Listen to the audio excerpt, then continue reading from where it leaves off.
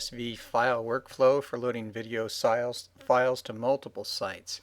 If you first come and do all your keywording and all of your file and tagging in Pond 5, Pond 5 will automatically create a CSV file for you. Let me show you how this works. Just come over to your membership. You're over here, click on Uploads tab. That'll bring you into your Uploads page. Now you're not going to apply a CSV here, but after you're done adding all your files, all you want to do is click on Apply CSV. And then once you come into this, all you need to do is click on Video. Click on the video right here, not to apply CSV. We just want to click on Video. And Pond 5 is going to take a second here to take us and give us a full CSV file of everything that we have done. So all you have to do here now is click on Download CSV. And that should pop it over into a browser over here. And you'll see it popping up down here. And all you want to do is take that CSV file, whether you're on Windows or Mac, it doesn't matter, because you can edit CSV in Windows. You can even probably edit it in Google.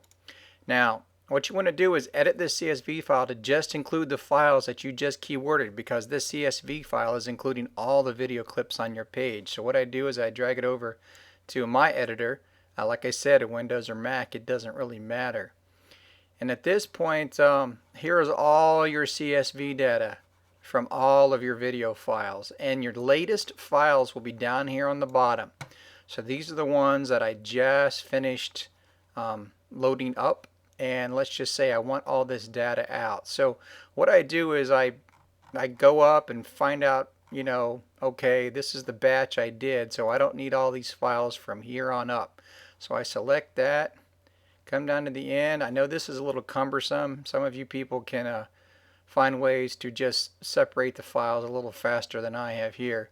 What I'm doing is selecting all the files here that I don't need in my CSV file data. So I'm just scrolling up here to select all these, and then what I will do after I have selected all these files is delete the rows of these. So all I have is the files that I just loaded up that I want to load to other sites. And like I said, I'm doing this in Numbers. You can do this, like I said, in Google. You can do this on Windows, probably in Excel. I believe Excel reads CSV data. You just have to make sure you export a CSV data. Also, you can edit these, which I will show you in a minute. And I have gotten this CSV file to work in Dissolve by converting it to XLXS format as well. And I can transport over my titles and my keywords. So basically all you have to do after you have gone through this process, now I have 5,000 files here, so this is taking a minute. Once you've gone through this process, then you can use this file to load to Dissolve as well, or anything, because you can convert it. Now here I go, I have everything selected, so I go up here to edit, and I'm going to hit delete rows. Let me see here where I'm at.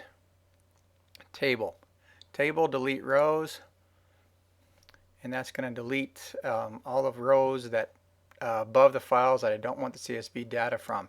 Now I'm just going to export this file, so I'm going to go to File, Export to. I'm going to say CSV on this one. Next, and I'm going to title this 4K Aerial. Okay, and you can title it any way you want to. I'm going to hit Export. It's going to my desktop. And boom, I got Aerial 3. 4K Aerial is right here. So now that is good to go on video blocks. When you go to upload your files, you'll say apply CSV. All you have to do is search this one out, boom, load it up, and all of your keywords and titles will automatically be loaded into video blocks. Now for Shutterstock, it's a little bit different. Let me show you this workflow, and it works just as well. So I'm going to take this file that I've already broken down into the clips that I want to load to Shutterstock, or have already loaded to Shutterstock. So I'm going to drag that back into my editor. Now, a couple things here to edit it out. First off, you just want to go into original file name, and all you want to do is delete original.